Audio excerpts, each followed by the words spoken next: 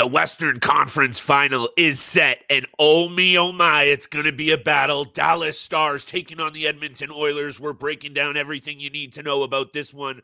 Best bets, X factors, who's winning and how many games. Thank you for joining us for the latest episode of the Locked On Fantasy Hockey Podcast.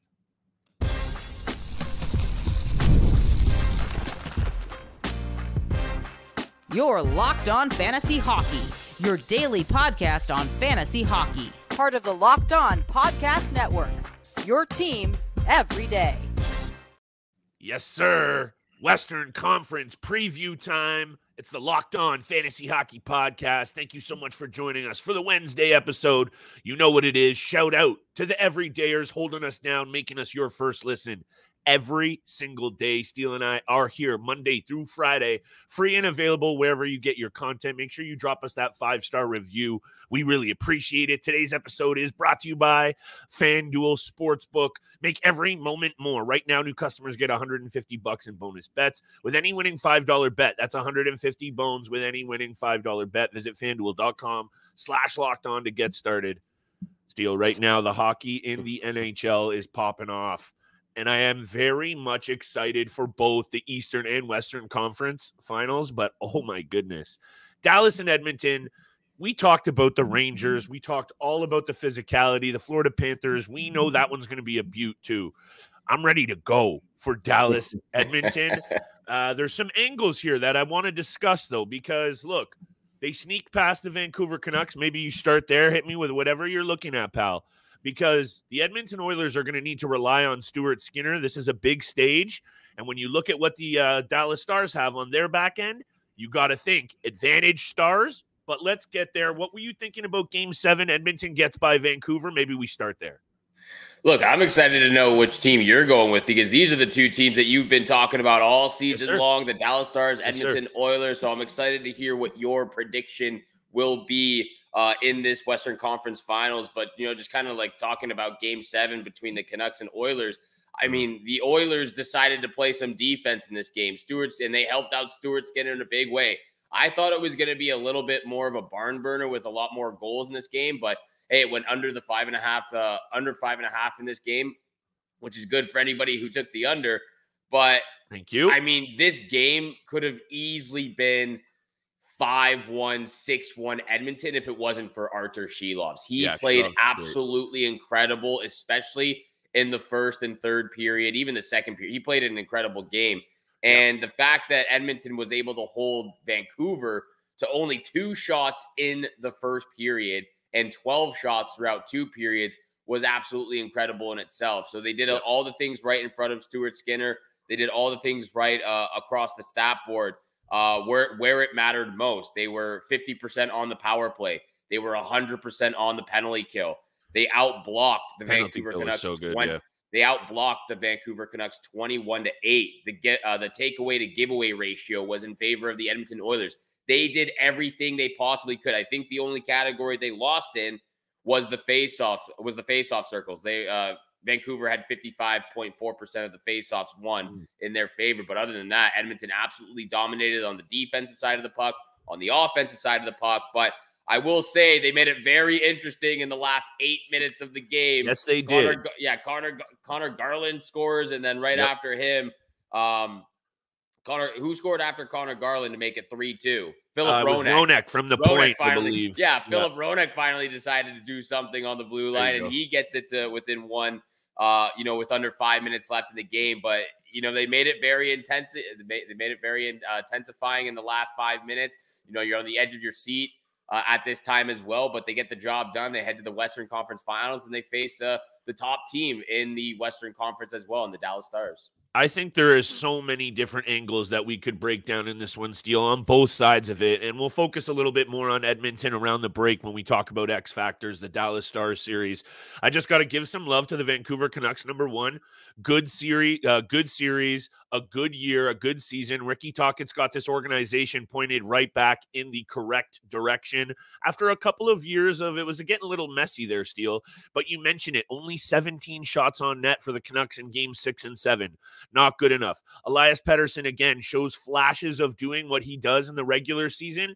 Not good enough. When you're the number one guy and you want to get paid big money, the pressure is on you to perform, and you can't have flashes. You got to be consistent.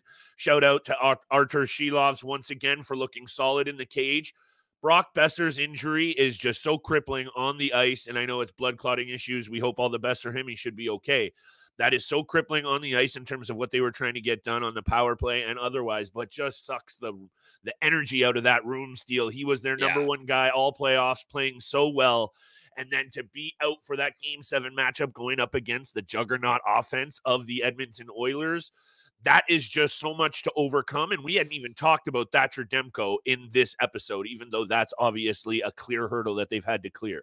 Clear hurdle. That was a bad one. Anyway, Nugent Hopkins and Bouchard were amazing in Game 7. I just want to round out kind of my takes here. I'll throw it back over to you. Take it wherever you want. The Oilers had the best penalty kill in the entire postseason, and they did it again. A huge kill on the double minor there in Game 7. That was massive. Their forecheck is aggressive. The penalty kill is aggressive. And Knobloch deserves a little bit of love here, Steele, because this team going to Pickard, going back to Skinner, that could have blown up in his face. And I still don't know how I feel about going to Pickard and going back and forth. However, let me bring up this stat. Since taking over for the Edmonton Oilers, the Oilers are a plus 72 goal differential. That's number one in the NHL. They reel off a 16-game win streak that was second best in NHL history. And he has a regular season record of 46, 18, and 5. The best record in the league after he was hired. This team was going down the drain with Woodcroft. Knobloch came in, he changed things, and this team is now playing with an aggressive style on the defensive end. They were suffocating in Game 6 and 7, Steele, and I promise I'm done. If they play like that against the Dallas Stars, to me, that's the only way that they're going to be able to get past the Dallas Stars, because you know the Stars are going to be bringing that energy all series long. Oh, of course they will. And they've done it against the Vegas Golden Knights. They've done it against the Colorado Avalanche. And Knobloch deserves a lot of credit for what he's been able to do with this team since taking over for Jay Woodcroft, correcting the ship, taking them on the right path, taking them on the right direction, and changing the way they played the game in the defensive zone. What Woodcroft was doing was not appropriate, but it just wasn't working. It just was not working with the players he had. And again, so a lot of credit to him. A lot of credit to Evan Bouchard. We're going to talk about him. We're going to talk about all these Edmonton Oilers after the break. But, before we get there, I just got to mention this. Like, what Evan Bouchard is doing right now, because, I was just looking at the stats for the Edmonton Oilers. Darnell Nurse has been very disappointing. 2 points in the entire postseason. He's getting paid a lot of money, too. A lot of money. He's only playing over 19 minutes of average ice time. He should be up there with Evan Bouchard with 24, 25 minutes a night. Agree. But he's been a liability. He's minus 10 in the postseason. He's been almost abysmal out there. Very, very invisible for the Edmonton Oilers. But we're going to talk more about the upside of them with Evan Bouchard, Connor McDavid, Leon Draisaitl, Ryan Nugent-Hopkins right after the break. Yes, sir. We got series best bets, predictions, X factors, and I got a couple of angles that I want to look at, Steele, for what this series is going to shake out as. But today's episode is brought to you by our friends at FanDuel. It's winner take all time in the NBA and NHL, and FanDuel is giving you a shot to bring home a big win of your own. Right now, new customers get $150 in bonus bets with any winning $5 bet. That's $150 to bet on spreads, money lines, player props, and a whole lot more. Steele and I are loving those same game parlays. Visit FanDuel.com/lockedon and make every playoff shot count. FanDuel, America's #1 sportsbook. And thank you so much for making the Locked On Fantasy Hockey Podcast your first listen every single day. Continue to hit the subscribe, the follow button, leave a 5-star review. We appreciate all that love and support you show us Monday through Friday, 7 o'clock in the morning. And if you're not doing it yet, you got to go follow and subscribe to Locked On Sports Today. Are you still watching on Fox Sports or ESPN? You're going to have to turn down the volume all the time with all that shouting. Make the switch to Locked On Sports Today, a free 24/7 sports streaming channel program for you every day to bring you the biggest and top stories without all the screaming. Locked On Sports Today brings you can't miss analysis, opinions, news, streaming 24/7 on YouTube. You can also find them on the free Amazon Fire TV channel app, part of the Locked On Podcast Network, your team every single day. Flip, both your teams heading to the Western Conference Finals. Dallas Stars, Edmonton Oilers matchup. Let's get right into it. The X factors. Which team would you like to start with, and who are you looking at to make a difference in this Western Conference Finals. I've been looking at these teams from all the way back in September, and I do actually have a little bit of money on both for the Cup. So either way, I'm going to be losing a bet at the end of this series, but I have a bet very much alive. So also, Steele, it's been a good couple of weeks for your boy, so I'm trying to keep this rolling here. So let me get right to it. The Dallas Stars penalty kill, and you know I have to come on here, Steele, and talk about special teams, because if you're not thinking I'm a played-out record because I've been saying this now for 2 months, it's just playoff hockey. This is what happens. Their penalty kill has not been good enough, Steele. They actually have the 11th best penalty kill in the postseason, only killing penalties at 69%. And then you have the Edmonton Oilers rolling in with the best power play and a whole bunch of offensive studs. If this Dallas Stars team doesn't snuff out the Oilers on the man advantage, and I know this isn't exactly rocket science, but killing penalties at 69%, 11th best in the postseason, Steele, that's not going to be nearly good enough. And Edmonton is a confident bunch right now. So that's a little bit of a concern for me from the Dallas Stars side of things. They need to tighten it up on the penalty kill big time. That's my X factor. They can get it done on the penalty kill. It's going to be very hard for this Oilers team to advance. Yeah, it most likely will be with one of the top power plays in the postseason. But look what they've been able to do. They shut down Colorado. They shut down Vegas. Even though the power play, though the penalty kill hasn't been great. 5-on-5 hockey, the Dallas Stars have been able to shut down the opposition. So, even if they, allow maybe 1 or 2 power play goals a game, obviously you don't want to do that. They've been able to do the shutdown defense, 5-on-5 hockey, and get, even get the greatest, Jack Eichel, Jonathan Marchessault, Nathan McKinnon, Mikko Rantanen, all those guys, they shut them down 5-on-5. So they were doing a pretty good job. They could probably continue doing a great job against McDavid and Draisaitl and Evan Bouchard, all those guys. But again, like you said, if they get too physical out there and they get a little bit nasty and they start taking those sloppy, unnecessary penalties, and you start giving them 3 or 4 power plays a game, they're going to make you pay. And we know Edmonton has done that in the past. So you got to keep out. You got to make sure you're not going on the penalty kill. You got to make sure you're staying out of the box, obviously. No silly, unnecessary penalties. My X factor for this series, I'm putting a lot of this on the captain, Jamie Benn. Jamie Benn had a really good second round series against the Colorado Avalanche. 3 or 4 points in the 6-game series, a very physical presence. Obviously, we saw what he was able to do against the Vegas with his physicality, but this is a team where there's a lot of players who are, have been an Iron Man in the NHL. Ryan Suter, Jamie Benn himself, Matt Duchene, Joe Pavelski, all these guys without a Stanley Cup in their career, and they are very, very close to getting to the promised land. I got to put a lot of this pressure and a lot of this X factor. I know we're gonna see it out of Miro Heiskanen and Wyatt Johnston. Jamie Benn is right there with them. He leads. He is a 4th in team points with 8 points this postseason. He's a +1. He's got a power play goal, 27 shots on net. He brings the physicality. It has to be on the captain for me, honestly. And it goes right there with the penalty kill. And obviously there's so much they got to do right. But Jamie Benn, this is going to be one of the closest times he's going to get to a Stanley Cup, along with all those other guys I mentioned. And I got to put a lot of pressure on him because he's got to get the job done. I like that you're highlighting this. Let me just read this point that I have here in my notes. Wyatt Johnston's been sensational. Heiskanen as well. They're young stars. To a lesser extent, Stankoven, and to an even lesser extent, Thomas Harley, who only has a couple of assists, but he's logging almost 26 minutes of ice time per night. Yeah. He is right there after Miro Heiskanen as their ice time leader on the back end. So those young guys have been doing their part. And the end of this point here, Steele, is the vets need to step up and get it done for this team to advance. Benn, Pavelski, Seguin, and Duchene. Those 4. I'm looking at them all, Steele. I like that you're pegging Jamie Benn as your X factor. And this isn't my Dallas X factor. I already explained it. But all 4 of those veterans who we've seen get it done at various stages of their careers at elite levels. Tyler Seguin is a winner. He has a Stanley Cup.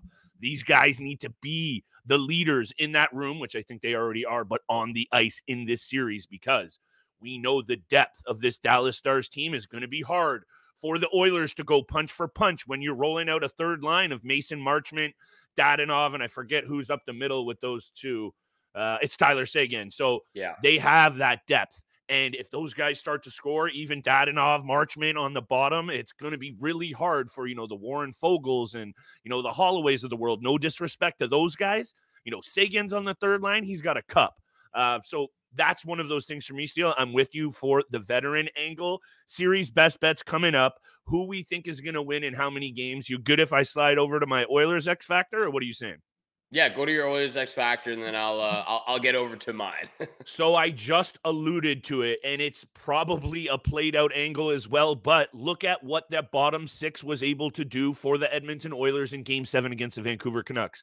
They got a goal. The Bouchard goal was generated by, Hyman ended up getting it. Yeah. Was generated by the third line or maybe even the fourth line. So Fogel, Ryan, Holloway, not exactly sexy names, Steele, but somebody other than the big guns, because of everything I just said for Dallas's offensive depth, they can't just leave it to the top six guys in Edmonton. This is the postseason. That's how you win in June and at the end of May. So for me, it's got to be the X factor. The Edmonton Oilers is their bottom six. Somebody's got to step up.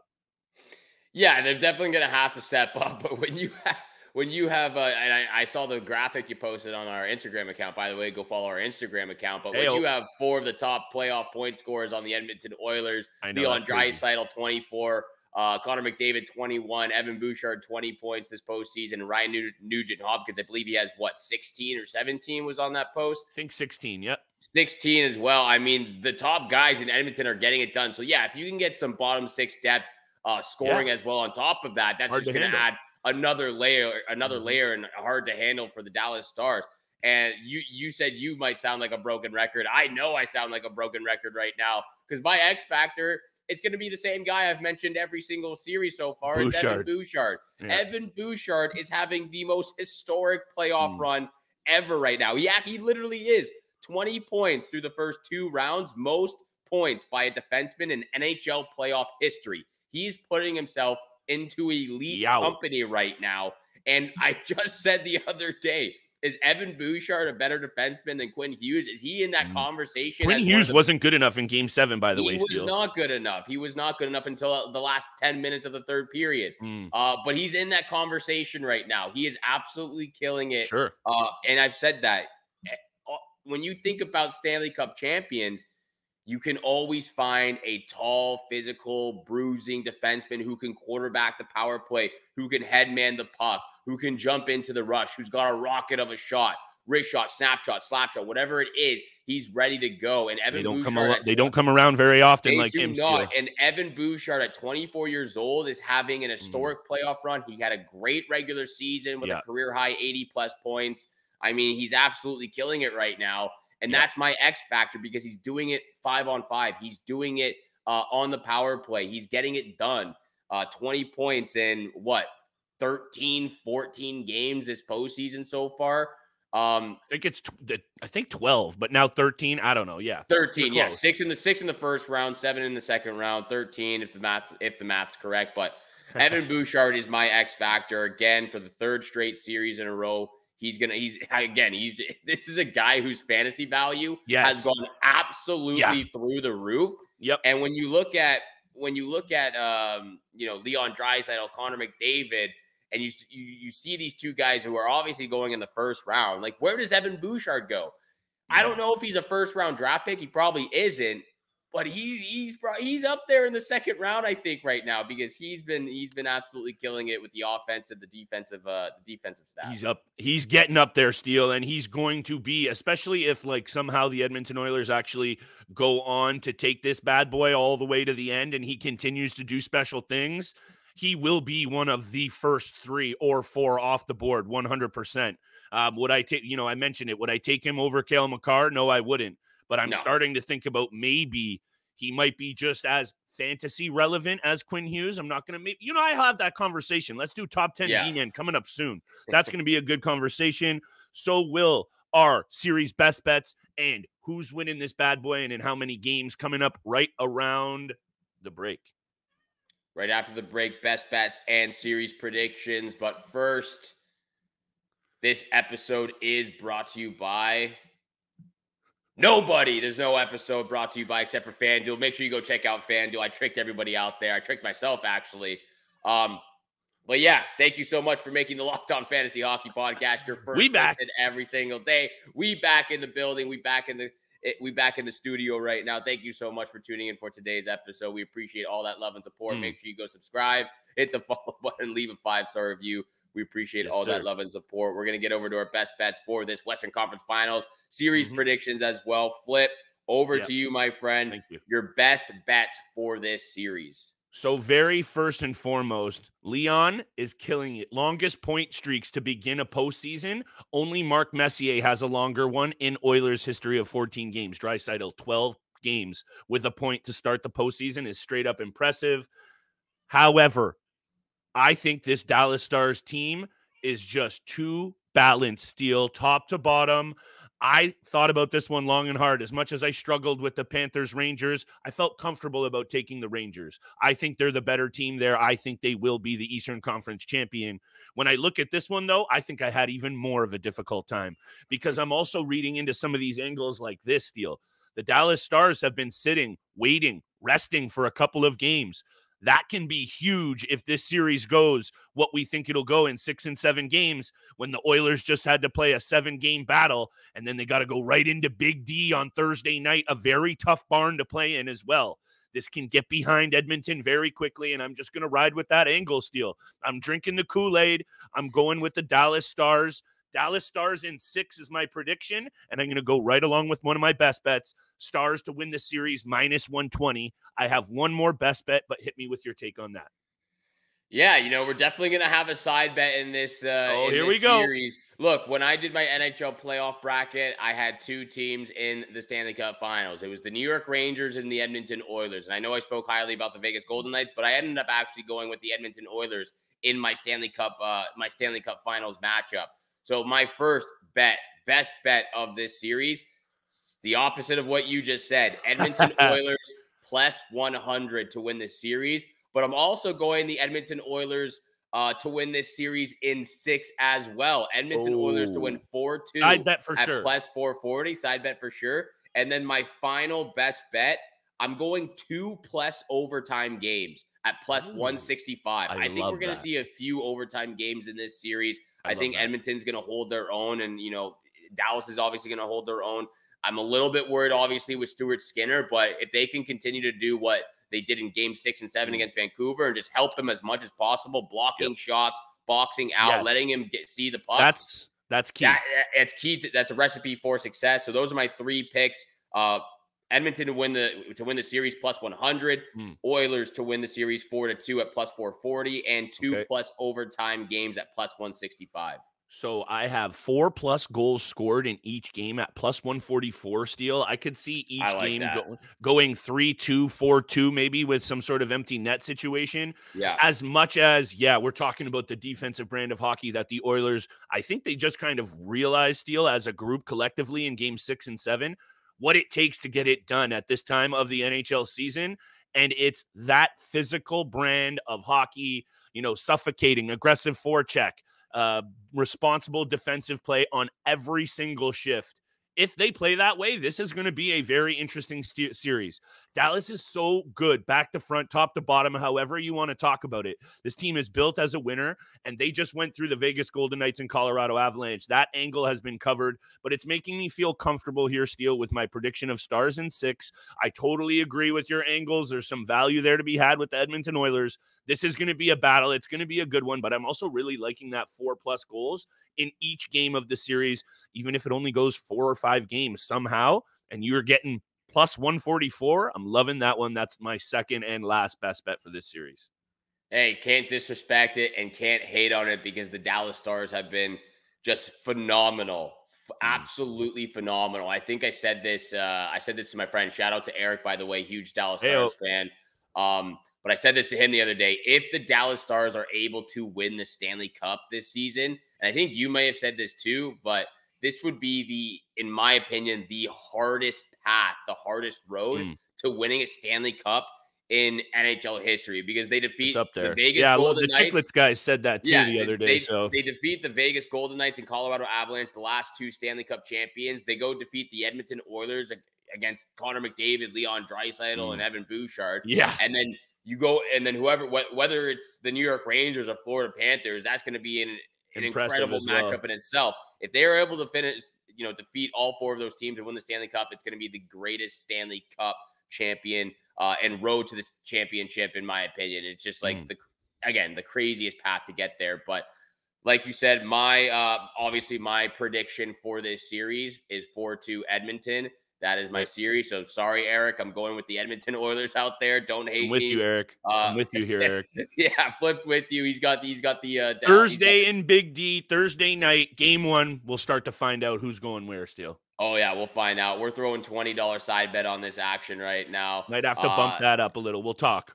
We'll talk off air. I got some Shoffley juice still running. Let's talk. Yeah, I don't have that Shoffley juice right now, so we might have to renegotiate the terms here. Okay. But thank you so much for making the Locked On Fantasy Hockey Podcast your first listen every single day. Make sure you go check out Locked On Sports Today, first ever national sports 24/7 streaming channel on YouTube. You can also find them on the free Amazon Fire TV channel app.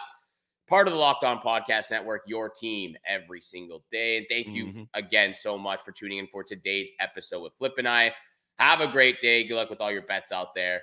And we shall see you back here again tomorrow. Peace.